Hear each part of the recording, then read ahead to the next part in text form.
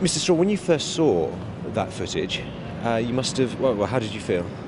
I was mortified by the fact that I had fallen into a trap. It was a very skillful trap, but it was a trap nonetheless, and it was a meeting which I thought was private.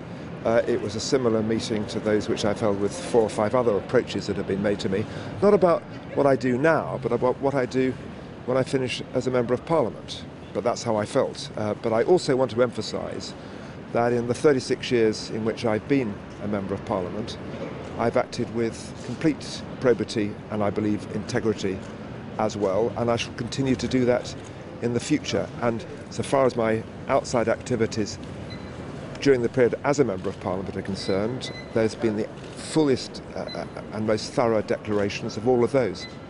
I don't think anyone would dispute that you've had a very eminent career, but it's a terrible way to end it, really, isn't it? Well,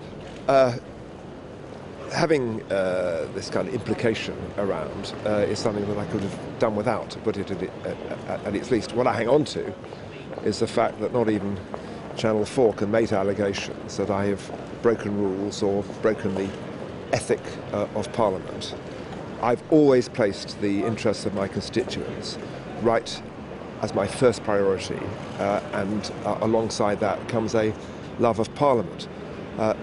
This was not the way in which I expected to be spending my last few weeks in Parliament, but I've done nothing wrong. I think quite a lot of people think I've done quite a lot right. I fought very hard for my constituency, and this was simply about what I might do when I finished. It was an elaborate, very clever deception that was set up, and in the end, if the confidence trick is elaborate enough, it might work. Because you've been in politics so long, you know how it works, and we're coming up to a general election, and this will be a thorn in the side of the Labour Party. Would it not be easier to resign now? Well, certainly not. I mean, what I've done is, I think, what's appropriate. If I'd done something wrong, it would have been appropriate to resign. I've done absolutely nothing wrong at all.